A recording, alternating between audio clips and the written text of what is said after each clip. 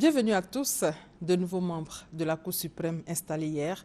Il s'agit du nouveau procureur général près la Cour suprême, du nouveau président de la Chambre des comptes ainsi que les nouveaux conseillers et avocats généraux.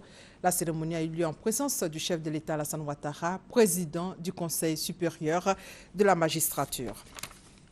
Dans le cadre de la diplomatie parlementaire, Guillaume Soro en visite de travail d'amitié au Maroc depuis hier. C'est sous le coup de 16 heures que le président de l'hémicycle ivoirien, Guillaume Kibafori Soro, a foulé le sol de Rabat.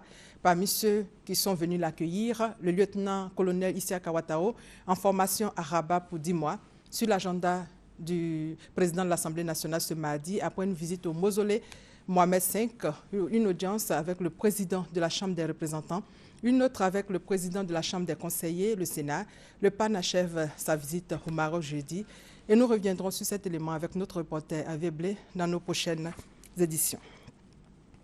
En bref, 3 anciens ministres de Laurent Gbagbo, Hubert Oulaye, Odette Soé et Assoadou, ont regagné la Côte d'Ivoire hier avec d'autres cadres de l'ancien régime, mettant fin à un exil de 4 ans au Ghana. Hier, ces 3 barons du Front populaire ivoirien FPI ont exprimé leur choix de revenir au pays.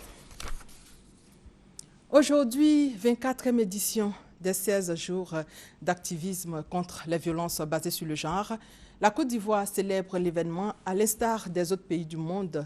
Cette commémoration offre l'opportunité d'attirer une fois encore l'attention individuelle et collective sur la nécessité d'aborder la question des violences faites aux femmes et aux filles et de promouvoir leurs droits humains afin de leur assurer protection et sécurité. Abou Sanogo.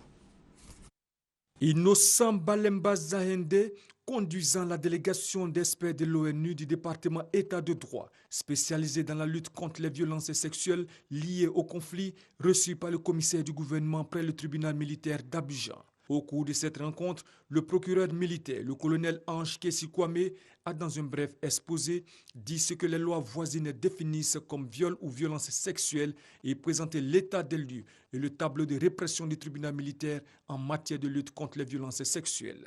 À ce jour, une vingtaine de ces viols sont portés à la connaissance du tribunal militaire, dont à peine la dizaine a été jugée. La cause, selon le colonel Ange Kessi Kwame, les victimes ont peur des représailles, ce qui explique que la plupart des cas de viol sont portés à la connaissance du tribunal militaire par des dénonciations et non par des plaintes de victimes elles-mêmes. Le commissaire du gouvernement demande et exhorte les victimes à ne pas avoir peur, à saisir le tribunal militaire en cas de viol et violence sexuelle afin que les criminels soient punis et c'est la première solution selon lui pour lutter contre ce fléau. Le commissaire du gouvernement a fait connaître aux experts de l'ONU qu'une femme qui tue son violeur en se défendant ne peut être poursuivie. Idem pour un passant ou un témoin qui, en empêchant un individu de violer, lui cause la mort. Dans ces 2 cas, il y a légitime défense. La délégation de l'ONU chez le commissaire du gouvernement dans le cadre justement de la Journée internationale des violences sexuelles. Et pour terminer, le Mali a annoncé lundi un 8e cas de contamination au virus Ebola. Le précédent cas avait été confirmé samedi par le ministère de la Santé. Le gouvernement a précisé que ces 2 patients touchés par la fièvre hémorragique se trouvaient dans un centre de traitement contre le virus. Il a ajouté que 271 personnes susceptibles d'avoir été en contact avec des malades étaient placées sous surveillance. Et c'est la fin de ce flash. L'actualité revient à 13 h. Merci de votre fidélité.